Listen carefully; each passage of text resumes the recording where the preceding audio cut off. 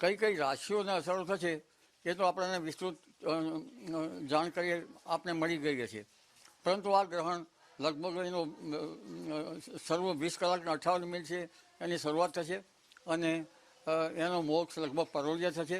ગ્રહણ 5 કલાકના 26 મિનિટ સુધીનું અવધિનું ચાલશે. પણ આ ગ્રહણના કારણે લગભગ જે રાહુ અને કેતુ એ સાયા ગ્રહો છે, એ ગ્રહો સ્થૂળ પદાર્થના નથી, ગ્રહણ વખતે જ જણાય છે. અને આ ગ્રહણમાં ચંદ્ર રાહુના યોગમાં આ ગ્રહણ થતું હોવાથી લગભગ દેશ અને પરદેશની વાત આપણે જાણીએ તો ખાસ કરીને ભારતમાં ખડકાળ પ્રદેશો, અફઘાનિસ્તાન, પાકિસ્તાન અને ઉત્તર ભારત દિલ્હી, પંજાબ, હરિયાણા વગેરે ભાગોમાં સાવચેતી રાખવાની જરૂર છે. આ ગ્રહણની અસર ખાસ કરીને રશિયાના ભાગો પર થવાની શક્યતા રહે છે. એટલે રશિયાના ભાગોમાંથી અને ભારતના ભાગોમાં જે વેપાર વિનિમય થાય છે તે અંગે પણ કંઈક થઈ શકે.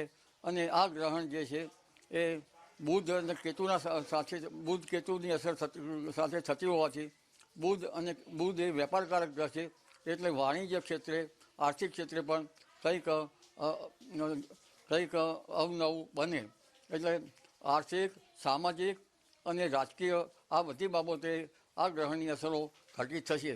અને આ ગ્રહણની અસરના લગભગ મંગળ તેને અસર કરતા હોવાથી અને ચંદ્ર શુક્ર અસર કરતા હોવાથી, પહેલાં શુક્ર, ત્યારબાદ ધીરે ધીરે ચંદ્ર શુક્ર, નકારાત્મક બાબતો ઉજાગર થશે.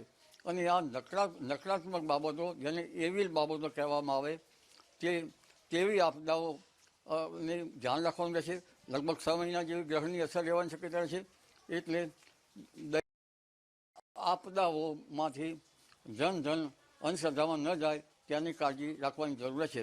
કારણ કે આની નકારાત્મક અસરો 6 મહિના સુધી જતાં રાજકીય માધાતો હોય, ખાસ ધ્યાન રાખવાની